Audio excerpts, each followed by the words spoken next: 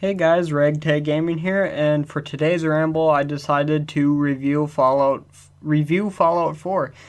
And I know I'm a little tardy to the party, but without further ado, let us dive on in. So the first thing we're gonna go over are the bugs and the glitches. And Bethesda is known for their bugs and glitches. In fact, they have a little nickname that they probably do not like whatsoever, and that nickname is Bugfesta. And quite frankly, they've probably earned that name. But yeah, when it comes to this game, for my experience, for all of the hours I've put into this game, I have not really experienced any bugs, at least of the magnitude of like Fallout 3 or Fallout New Vegas.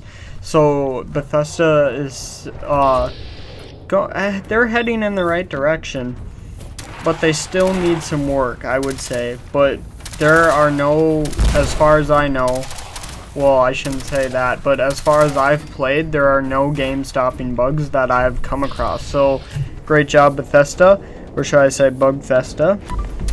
Moving on to the size of the game. Now, the size of Fallout 4, it's just huge. It's massive.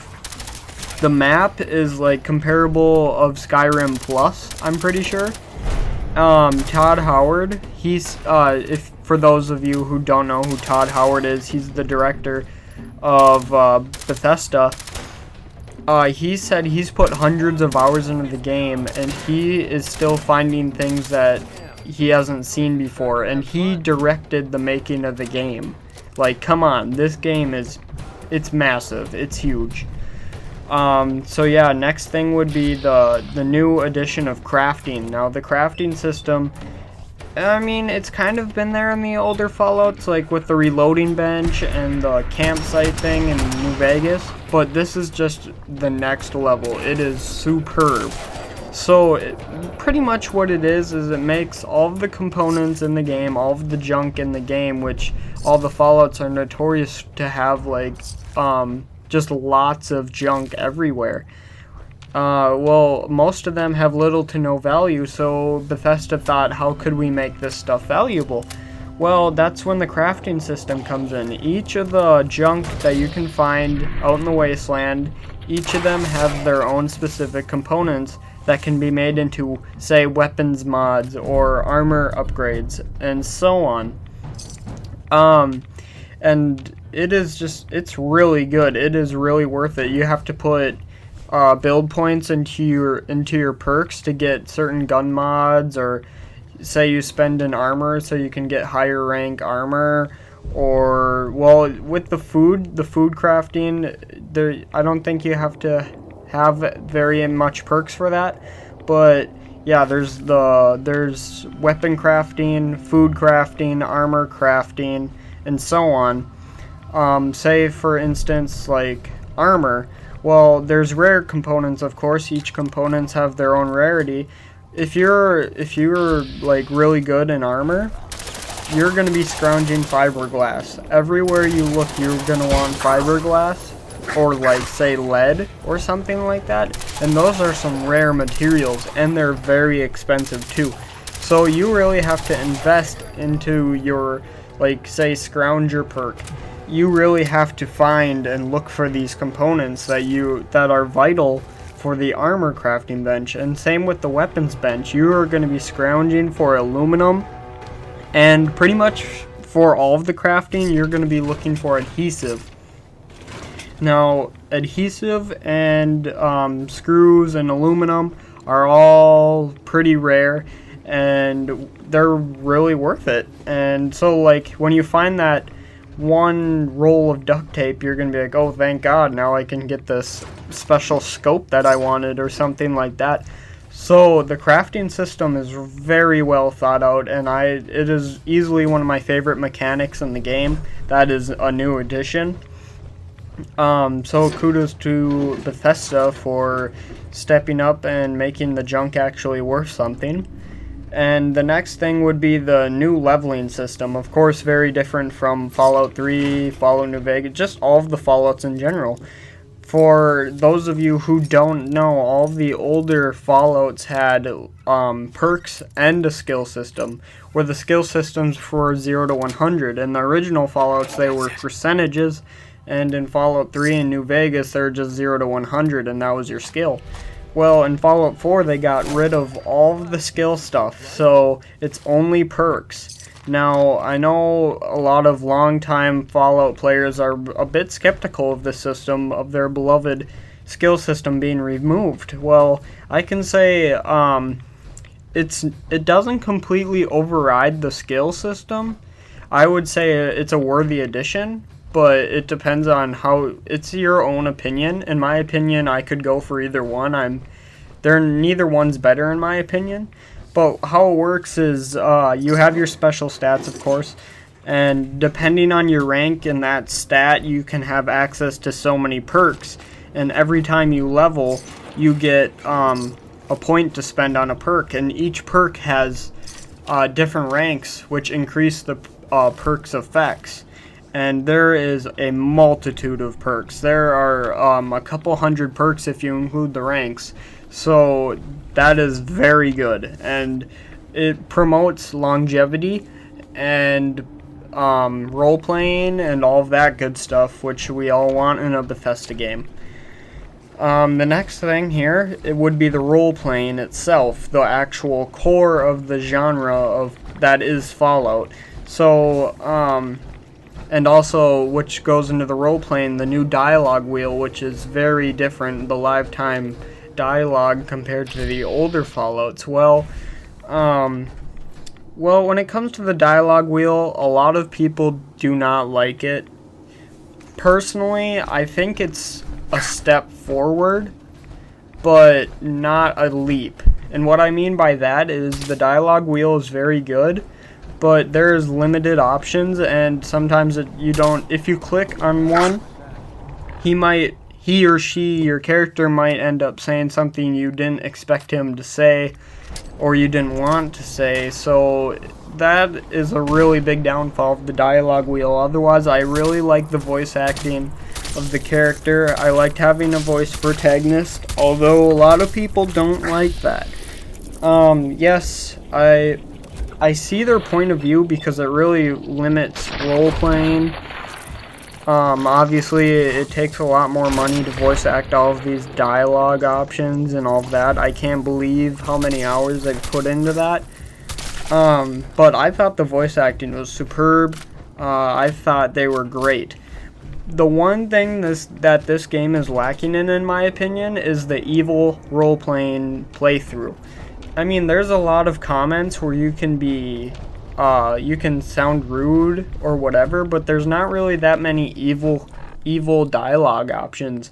And when you say an evil dialogue option as contrary to a good dialogue option, usually the outcome is the same. Maybe the NPC says something a little bit different, but the outcome is always the same, and it's not good. That is the most important thing of role-playing, is having consequences for your actions or different outcomes.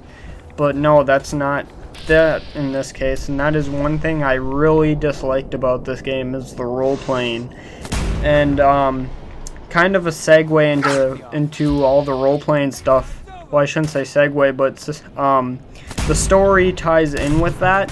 And what I mean by that is the story is kind of forced. You are kind of decided your playthrough. And here's a little couple of spoilers, and I mean, the game's been out for over a year, so I don't really... If you haven't played the game and you don't want to hear spoilers, then click off, or whatever. But anyways, the storyline, your kid is kidnapped or whatever, and you have to find them. Well, you're pretty much just forced to do that, and quite frankly, it's not that much role-playing into it, and it just really feels all forced. But there's a multitude of different factions, and I like that about this game. You have the Railroad, the Institute, the Brotherhood of Steel, the Minutemen. Yeah, so they all have their different quirks, obviously.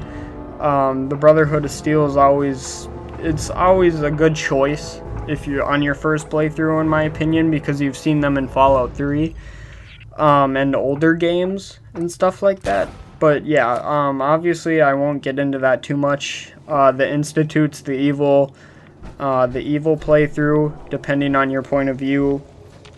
The Minutemen are good. The Brotherhood of Steel are lawful good, and I'm not sure, I want to say the Railroad's a neutral, but I can't really say for that because I haven't did the Railroad playthrough. So there's that. Now the next thing would be quests, specifically side quests.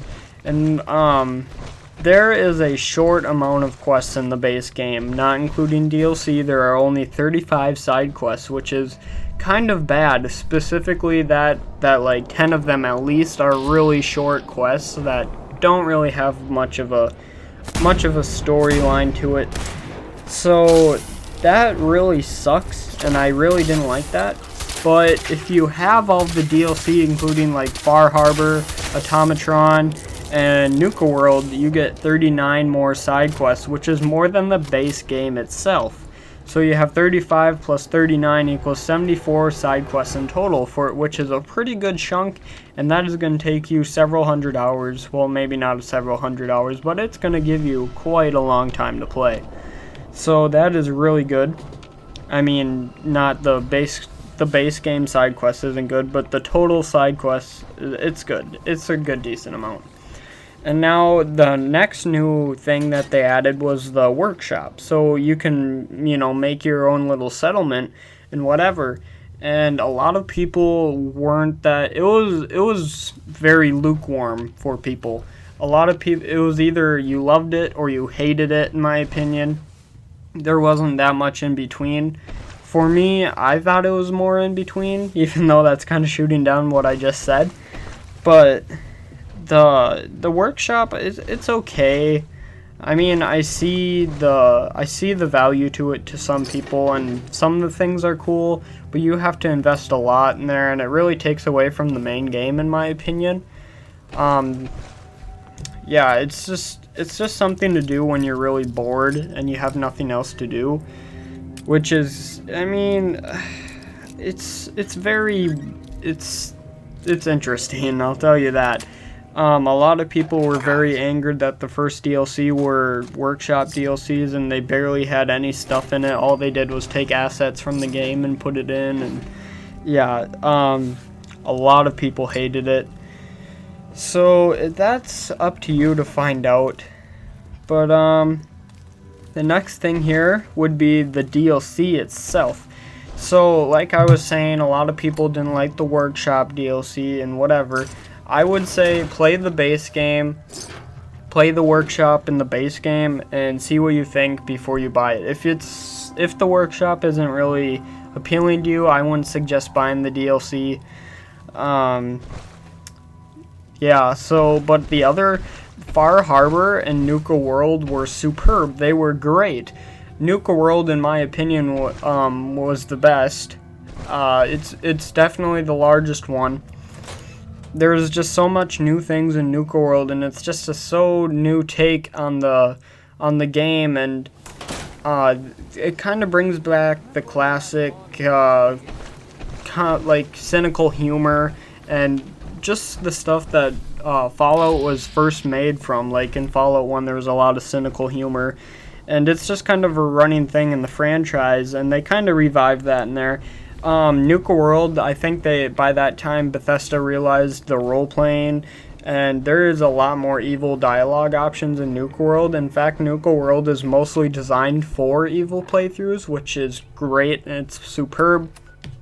And Far Harbor is a really interesting one, and you're really torn. For me, I'm like hardcore Brotherhood of Steel, but there's a bit of a, I'm not going to go into it very much for spoilers, but there's a little spiff between the Brotherhood of Steel and some synths in Far Harbor, and there's just a lot of factions going on in Far Harbor, and Far Harbor was pretty good. It's a pretty ominous setting, and it's just really interesting.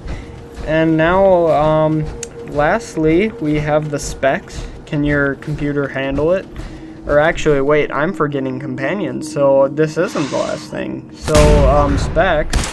for your computer. What's recommended is 3.6 to 4.7 gigahertz for your CPU, and for the graphics card, an NVIDIA GTX 550 Ti 2 gigabytes. And for disk space, you're gonna need free disk space of 30 gigabytes, which right there, it just tells you how large this game is. I mean, it's huge. Really though, I can't really emphasize that anymore. And now what I've intended, I guess, to be last would be companions. And now the companions are superb in this game. You can romance your companions, which was a much wanted game function in the older games, and now you can. And the companions are really well written stories. Each of the companions have certain quests, and they have affinity. And what the affinity is, if you do something they like, your affinity with them will go up, which means that it'll be more easier to romance them. And if your affinity gets too low by doing stuff that they don't like, they'll leave you, and so on. But eventually, once you get a high enough affinity, you'll get one of the quests for each of the companions. And once you complete it, you get a really nice perk from them, and it's worth it. For instance, if you do the quest with MacCready, I believe, your VATS for headshots goes up like 20%, I think it is. It's very worth it.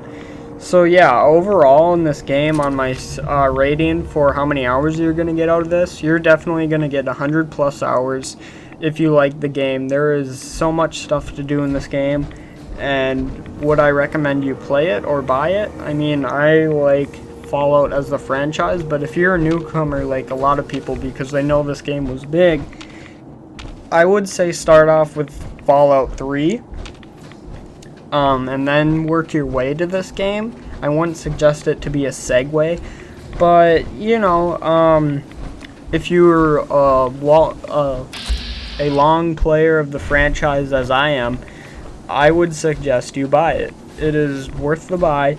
Like I said, I'm a little tardy to the party here, so it probably doesn't really matter at this point, but I just wanted to get my review out for this game, and I hope you guys all have a nice day, and I will see you in the next one.